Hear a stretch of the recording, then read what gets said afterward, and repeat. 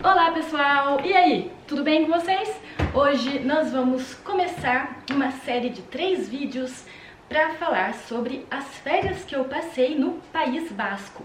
Então, se você ainda não está inscrito neste canal, se inscreva agora e já coisei o coisinho aí para ser notificado assim que o segundo vídeo e o terceiro forem liberados. Para explicar já, fazer uma pequena introdução aí sobre o local onde eu fui, então eu fui para Andaia e Andaia se encontra no País Basco. O País Basco, ele está, eu vou pôr aqui o mapinha, entre o sul da França e o norte da Espanha. Essa região é delimitada pelos Pirineus e existe uma particularidade genética e linguística com relação à população do País Basco.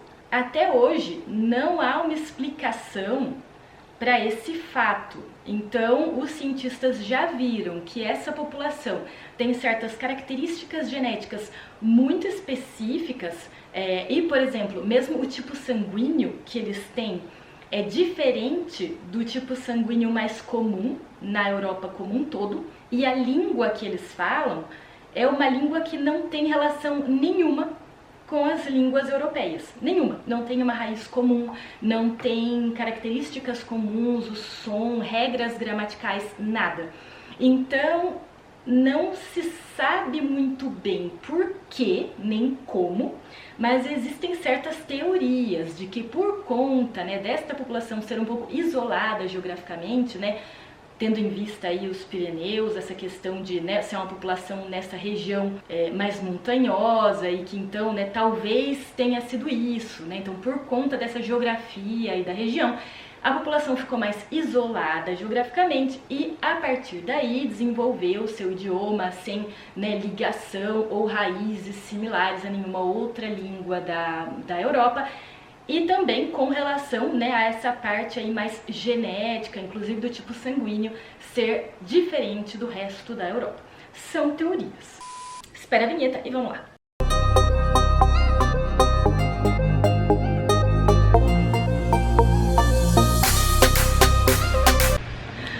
Olá pessoal, sim, vocês podem rir da minha cara porque eu tô no mundo proteção solar.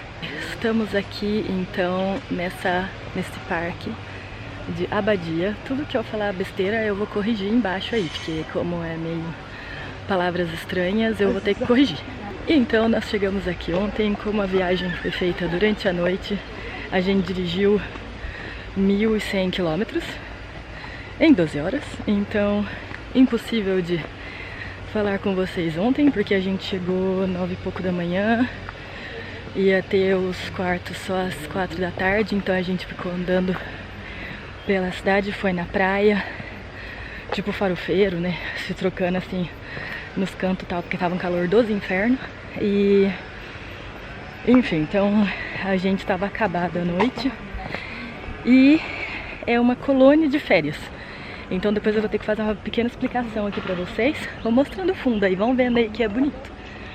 Na verdade, eu já vou fazer a explicação. Os franceses têm muito esse costume de nas férias ir pra colônia de férias, porque aí você pega um lugar que é tipo hotel, você tem os quartos e tal, e tem a pensão completa, então você não quebra a cabeça com a família, com as crianças.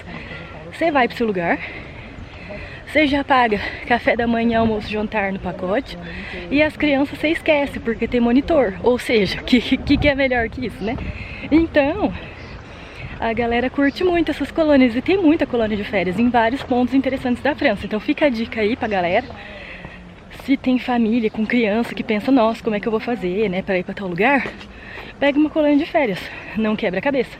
Nessas colônias eles fazem passeios assim pra conhecer o local, que estão já dentro do pacote, você não paga a mais. Tem outras coisas que, óbvio, são com associados, então você paga, mas tem os caminhos, os passeios já feitos, incluídos aí no pacote, Então é muito legal para conhecer esses locais, esses pontos turísticos. Andaia é um local bem conhecido por conta da praia e do fato de estar no País Basco.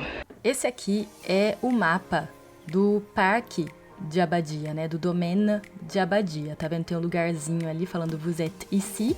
Então é ali que a gente começa o passeio e dá a volta aí em todo o parque. Vocês verão aí na próxima foto que vai ter o momento que a gente passa pelo castelo de Abadia. E esse castelo, mais pra frente aí no vídeo, vocês vão ver a visita. E para falar de uma coisa mais realista, né? Então as casas do País Basco têm essa característica aqui, que elas são brancas com detalhes em vermelho ou verde. Mas antigamente os detalhes eram na sua maioria em vermelho. E a razão disso é porque eles misturavam sangue de porco na tinta para criar essa coloração vermelha e pintar as casas. Uma curiosidade interessante é que o fato de ter o sangue do boi na tinta agia como um inseticida natural. Continuamos nossa caminhada e aí passamos por uma vista maravilhosa, né? Então, no entorno aí do castelo, nós temos os campos, arbustos, a vista para o mar e nós podemos ver as falésias. Então, olha só que legal aqui, como elas têm esses níveis, né?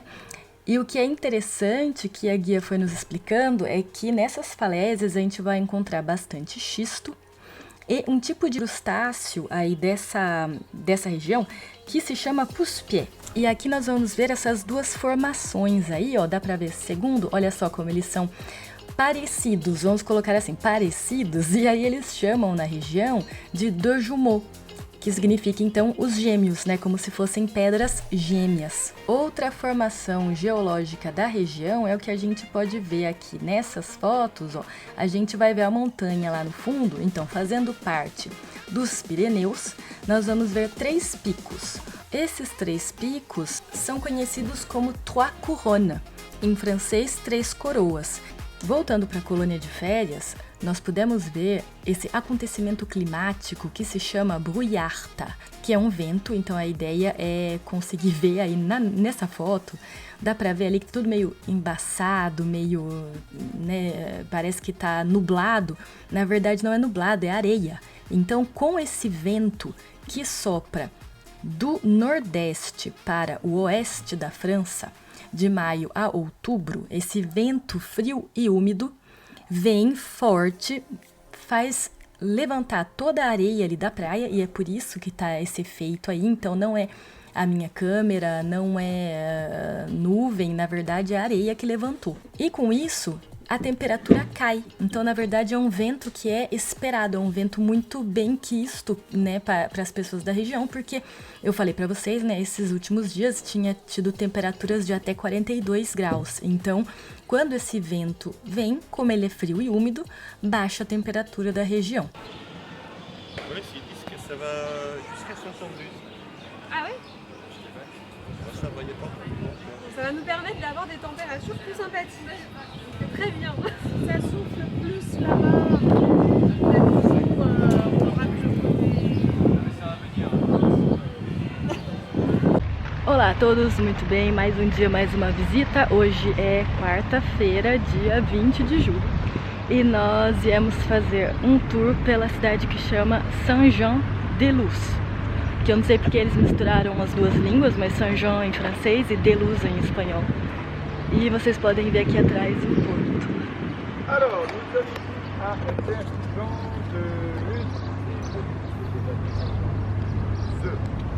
Pourquoi au 19e siècle, Saint-Jean-de-Luz a été le premier port cônier de France. Et donc, en hommage aux marins qui partaient au large. Outra curiosidade é que casa em basco é etxe.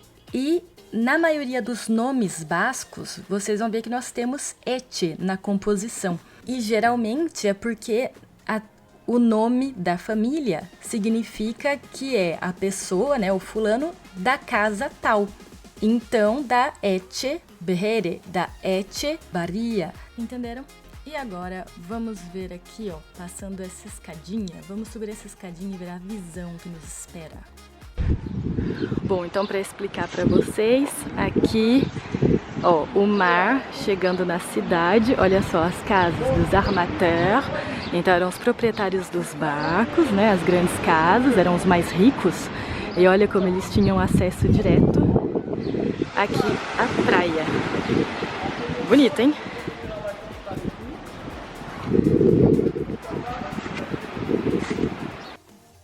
Continuando nossa visita, nós vemos aí as casas, né, com a decoração aí, os detalhes em vermelho, como eu tinha falado.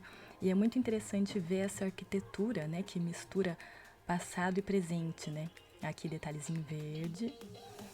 E aqui nós temos esse prédio aqui bem antigo, um dos mais antigos da cidade, é onde hoje tem um restaurante que tem uma estrela Michelin.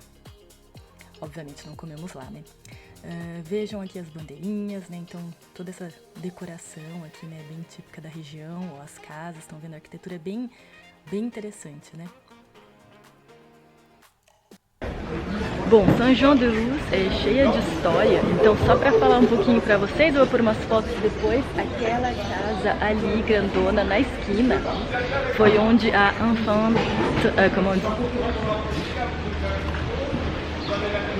pequeno lapso, onde a infanta Marie-Thérèse a attendu, ela esperou para o seu casamento com o rei Luís XIV.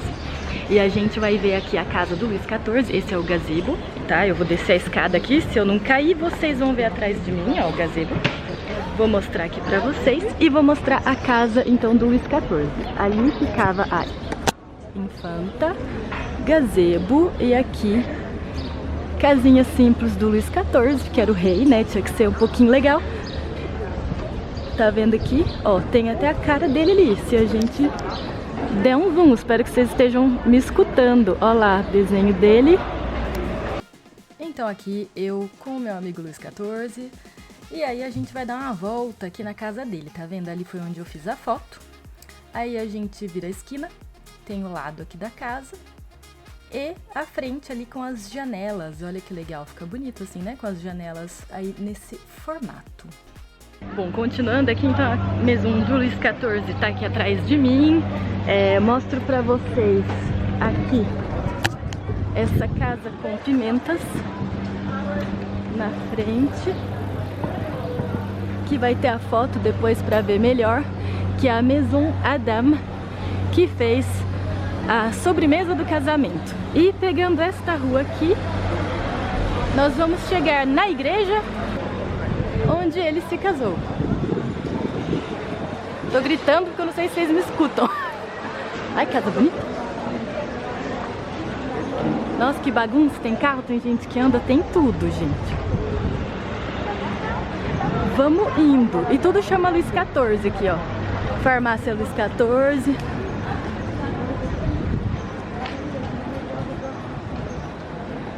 Tá um dia, né, bem bonito, ensolarado, na ironia.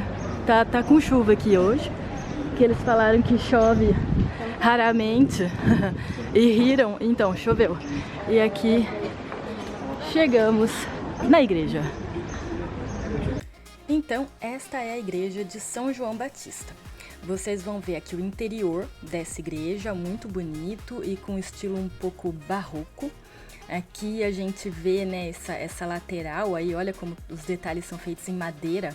E esse é um barco, e para explicar a história desse barco, o que ele está fazendo aí, a gente vai ter que voltar nessas imagens aqui da praia. Lembra que a gente subiu aquela escadinha na praia para ver a beira do mar?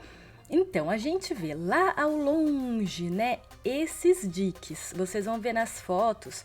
Tem um à direita, um no centro e um à esquerda da baía. E a história desses diques é que, na época do Napoleão III, a esposa dele, Dona Eugênia, teve uma ideia para diminuir as inundações. Porque naquela época, a cidade de Saint-Jean-de-Luz tinha muitas inundações. E a ideia foi construir esses diques. E isso diminuiu as inundações de até 4 vezes. E aí as pessoas ficaram tão agradecidas, né, por essa ideia maravilhosa dela que salvou muitas vidas, né, e facilitou a vida dos moradores, né. Então eles fizeram esse barco, né, como forma de homenagem à Dona Eugênia. Uma coisa curiosa também dessa época aí das inundações é que, se a gente volta também naquela foto à prefeitura, e a gente viu, quando eu passo ali no gazebo, dá pra ver a prefeitura logo atrás de mim. E tem um sino na prefeitura. E aí a questão era, mas por que tem um sino na prefeitura, né? Porque não é igreja, né? O que esse sino tá fazendo aí? E na verdade o sino servia para prevenir as pessoas de quando a enchente ia chegar. Então, né, tinha uma pessoa responsável por ir tocar o sino para prevenir os moradores. Continuando aqui com as características dessa igreja, a gente vê aqui o teto. Ele foi feito de uma forma que ele tem como se fosse um barco invertido. E a gente vê aqui também essa parte aqui do altar e o órgão, né, que é um grande órgão aí no fundo da igreja. Essa foto aqui tem uma placa onde dá pra gente ler que foi a porta por onde passaram, né, o Luís XIV, rei de França e Navarra, e a Maria Teresa da Áustria. Então, voltando aí para a história do casamento do Luís XIV, é que existe uma lenda aí, né, que o Luís XIV teria saído por essa porta, essa era a antiga porta de saída, e ele teria dito "Personne passe derrière nous", que seria "ninguém passará atrás de nós".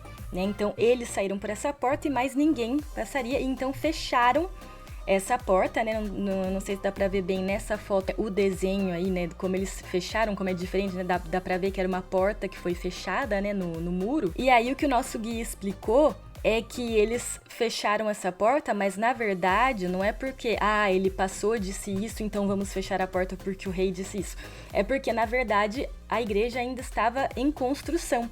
Então, essa era uma porta temporária, né? Então, eles fecharam porque não era a porta que seria definitiva, né? A porta definitiva foi feita em outro lado da igreja. Então, né, as lendas da história do casamento aí do Luís XIV. Aí, sintam o clima da cidade portuária de Saint-Jean-de-Luz. Tem um monte de lojinha, um monte de gente. E quem me conhece sabe que não poderia faltar a parte gastronômica da visita, né? Então aqui vocês podem ver esse local aí, eles faziam é o que a gente chamaria de Carolina, né? Com um recheio de creme, mas é muito bom. Nossa, muito bom, vale a pena comprar. Carinho, mas vale a pena, vale cada centavo. Aqui tem uma loja de chocolates da região que chama Parriès. E foi onde eu comprei o chocolatinho de formato de sardinha pro meu vô. Olá, vô, foi aqui. Ó, vários tipos de chocolates disponíveis. E o Mercadão. Vou então mostrar a parte do mercado com peixes. Ó, aqui, chipon frais. Como é que chama? Lula? Pequenas lulas.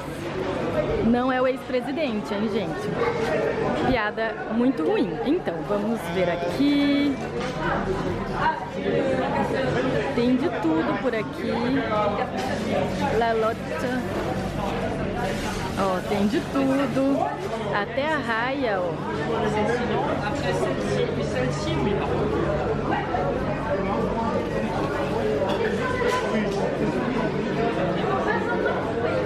Tem de tudo por aqui.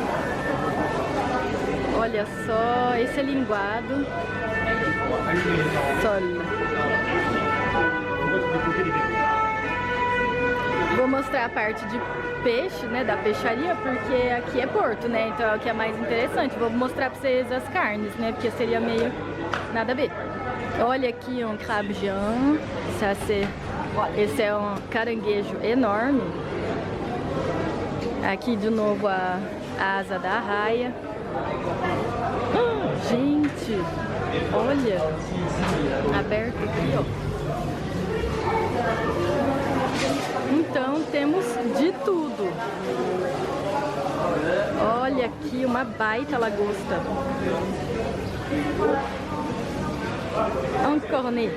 Uma lula um pouquinho maior. Tem os tipos de lula diferentes, né? Vocês viram que tem nomes diferentes, enfim.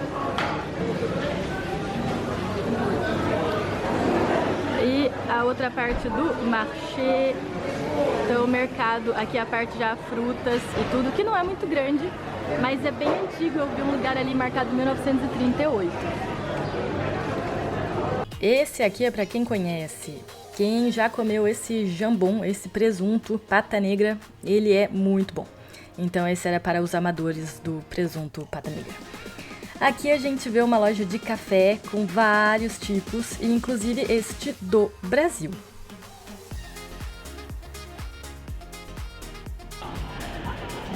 para mostrar para vocês aqui esse pôr do sol, que tá bem bonito, dá pra ver ali no fundo.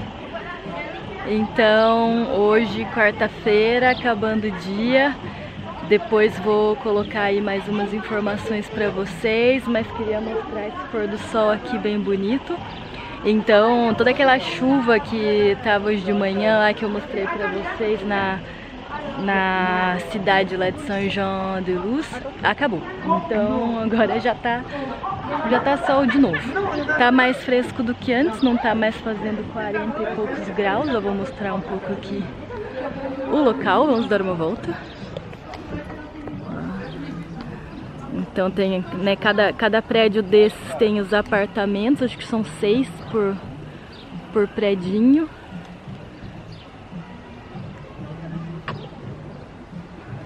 E aqui onde tem a piscina. Ali tem a parte de jogos. Tem umas quadras ali na parte central. Não sei se dá pra ver daqui. Ali tem terreno de bocha. E aqui embaixo, ali em rosa é um dos monitores. Então eles têm os grupos para adolescente, criança, enfim. E agora já tá mais fresco. Hoje já não fez mais 40 graus, tava... acho que 30 no máximo, nem isso. De manhã, como tava chuva, tava um pouco mais frio. E no fim da tarde esquentou um pouco, mas nada comparado com os 2 primeiros dias. Então agora vai ficar um pouco mais fresco esses próximos dias aí. Então até amanhã. E aí, chegando neste final de dia, deixo aqui esse pôr do sol super bonito aí pra vocês. E aqui uma outra luminosidade nesta bela noite. Muito bem, mais um dia. Então hoje é quinta-feira, dia, não sei, 21? Deve ser 21, tô de férias, não sei mais. E aqui tô no Chateau Castelo de Abadia. Então Abadia era um cara que viajou muito na vida dele, que conhecia várias coisas. E quando ele resolveu parar um pouco num canto, ele fez esse castelo, porque, né? Não é assim a vida? A gente uma hora cansa e fala, ah, vou construir um castelo nesse lugar bonito, né? Não é assim? Então, e daí ele fez esse castelo. E aí, aparentemente, a gente vai entrar para fazer a visita guiada, então eu vou ter mais informações depois. Mas parece que o castelo é todo feito com mistura de várias culturas e inspirações, porque como ele já tinha viajado muito, então ele meio que misturou um pouco tudo que ele conheceu.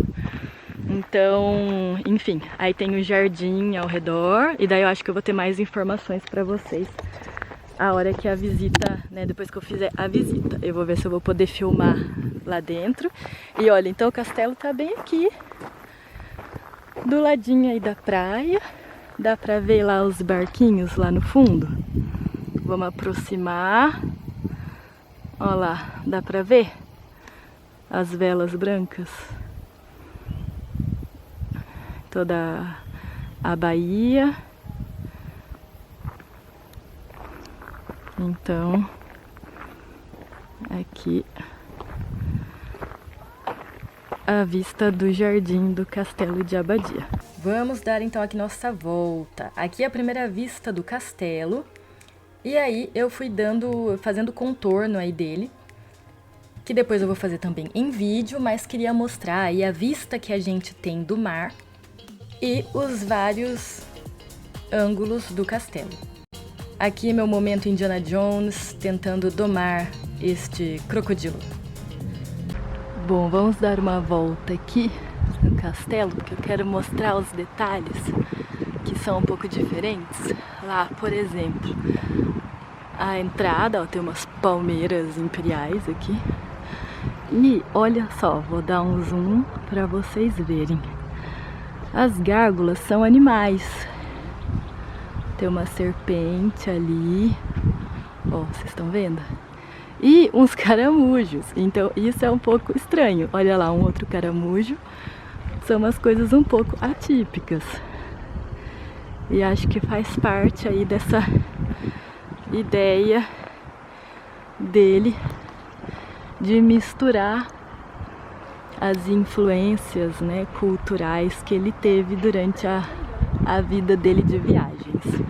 Ó, aqui as árvores, todo o entorno. lá os Pirineus, todo o jardim em volta. Vou dar uma volta aqui. Tô esperando que passe gente, não quero filmar a galera, porque já pensou se a galera fala que eu não posso filmar a cara deles, né? Da maior briga. Então eu espero a galera passar. Ó, tem uns vitrais aqui. Ali aparentemente tem como tem umas plantas ali que foram plantadas, acho que de propósito, deve ser alguma coisa específica. Ó lá o mar de novo. Ah, olha que legal, outro lado aqui do castelo. Ainda não tinha visto esse lado. Ó, uma serpente também que sobe ali o muro.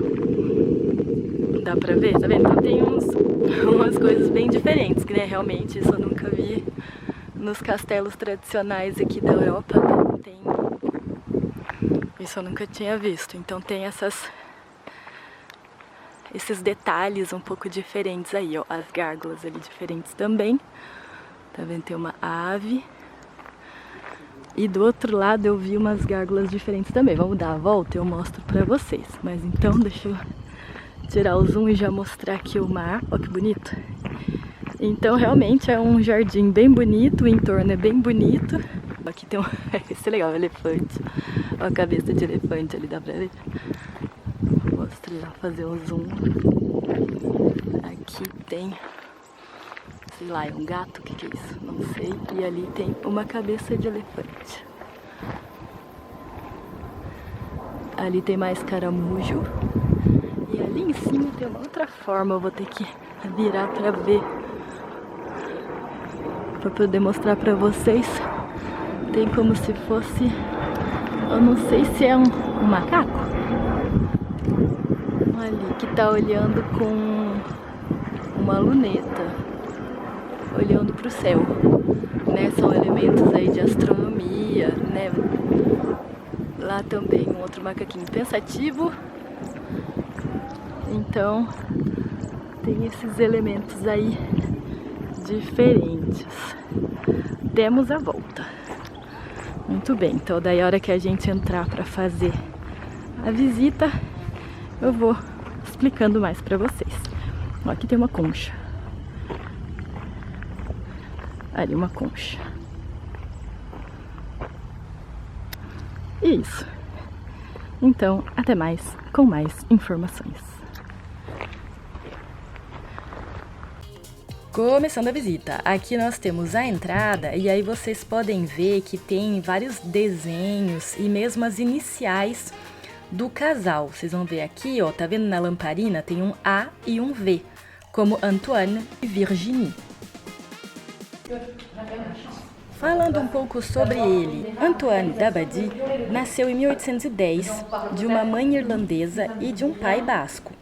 Ele se casou com a Virginie e eles não tiveram filhos.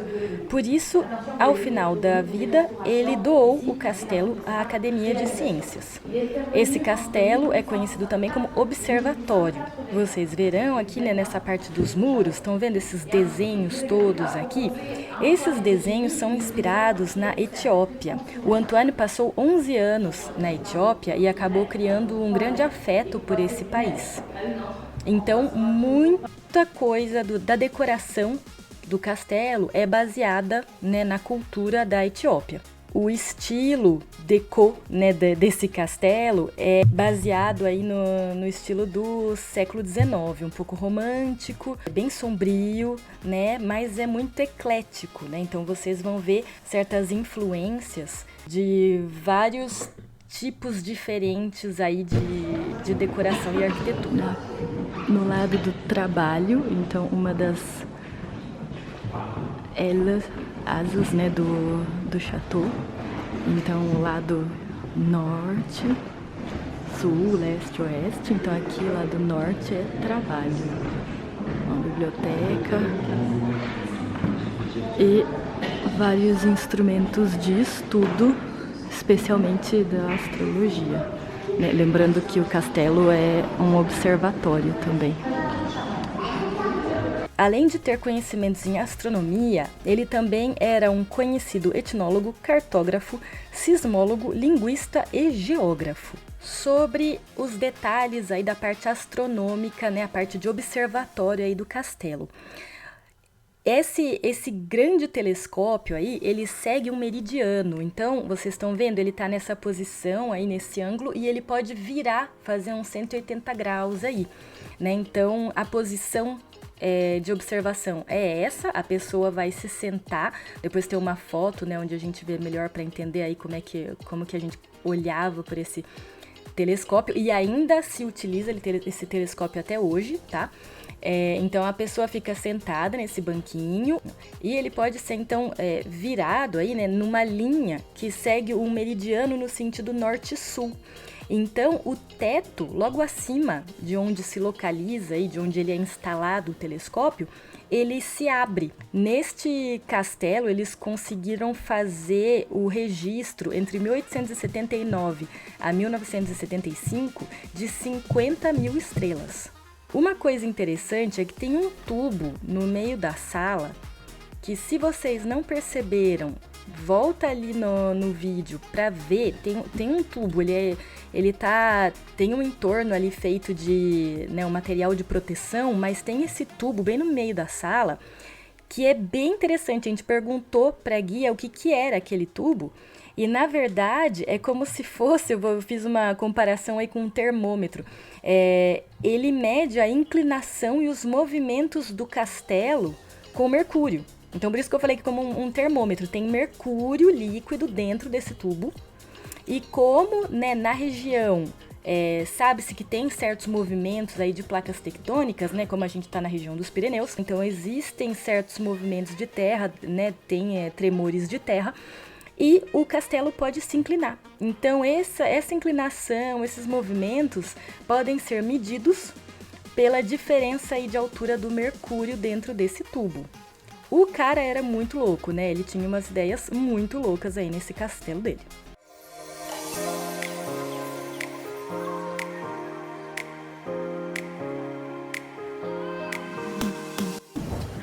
E subindo a escada que a gente acabou de subir, chegamos na biblioteca, olhem só. Vamos dar uma volta aqui. Vocês vão perceber que ali no teto, ó, tem algumas frases escritas, né, na madeira. Essas frases são o que eles chamam de mote, né, ou lemas do Antoine. E eu tenho algumas aqui para falar para vocês. Só é necessário um louco para tirar uma pedra num poço, mas é preciso 6 sábios para retirá-la. Fique com Deus e Deus ficará com você. Lembrando que essas frases todas estão escritas em basco, obviamente. Continuando aqui pelos corredores do castelo, nós vamos chegar no quarto da Virginie. Então vocês podem ver que esse quarto, né, na verdade é uma alcova, né, ele tem 2 salas que saem dele. Vocês vão ver ali na parede, logo à frente, tem 2 portas, né, que parecem janelas, mas são 2 portas. Aqui, de um lado, uma foto do Antoine e do outro lado, uma foto da Virginie. E aí a gente vai ver uma das portas. Uma das portas dá para essa salinha aí. É um salão, né, circular, com um sofá, uma mesinha, enfim, tem essa salinha aí de recepção. E do outro lado, na verdade, é como se fosse uma janela, um púlpito, que dá para a capela. Eles têm uma capela dentro do castelo, que a gente vai ver aí mais pra frente. Aqui alguns detalhes aí da decoração do quarto da Virginie, então esse divã. E continuando aí os outros quartos, né, para visitas, temos alguns detalhes, vitrais, né, toda a decoração, os móveis, né, a disposição, né, desses objetos. Aqui era o fumódromo dele, então ele recebia os convidados e eles vinham fumar aqui neste cantinho. E aqui mostrar para vocês a sala e Aqui ele fez uma homenagem ao professor de línguas dele na Etiópia. Então, como a guia acabou de falar, ele era um humanista, né? Ele fazia... ela disse que na casa dele tinha lugar para todos aqueles que ajudaram ele de alguma forma, né? Ou ensinaram algo para ele. Muito legal.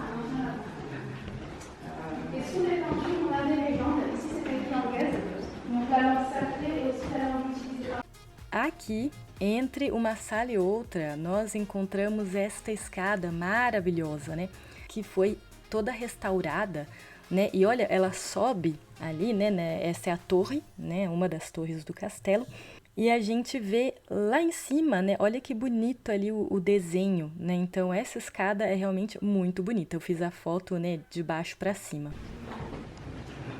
Aqui vamos para o outro lado do castelo, que normalmente era de recepção, então para receber convidados. Então, na grande torre, né, que a gente via do exterior, né, é essa torre aqui. Nós temos no primeiro e no segundo andares esses grandes quartos aí. Então, os dois são do mesmo tipo de composição e são quartos de visita, que até hoje recebem visitantes da Academia de Ciências. Aqui a guia, ela mostra, né, como eles tiveram que adaptar para poder receber as pessoas hoje em dia, né. Então, tem aí certos confortos mais modernos aí para poder receber esses visitantes. E aí deixo aqui para vocês essas fotos para exemplificar aí o quanto é diferente aí, né, essa decoração um pouco exuberante e também muito eclética realmente. Aqui a capela. Então essa capela fica dentro do castelo e é a capela que a gente via, né, do quarto da Virginie. Aqui nessa foto dá até para ver o púlpito, né? Aquela, como se fosse uma janela, né? Do quarto dela. E aqui eu tentei, né? Achar meu príncipe, mas não deu certo. O sapinho não virou príncipe. Então nós vamos parar aqui para esse primeiro vídeo. Para vocês terem uma ideia, não foi nem o final da primeira semana, mas pro finalzinho da semana, e é o que vocês verão no vídeo 2, nós tivemos surf. Sim, aula de surf, Fernanda surfou, galera. E outros 2 passeios bem legais para conhecer 2 cidades diferentes. Então, se você não quer perder essa segunda parte, coisinho para você ser notificado assim que o segundo vídeo sair. Fiquem bem, em paz e com saúde. Até a próxima!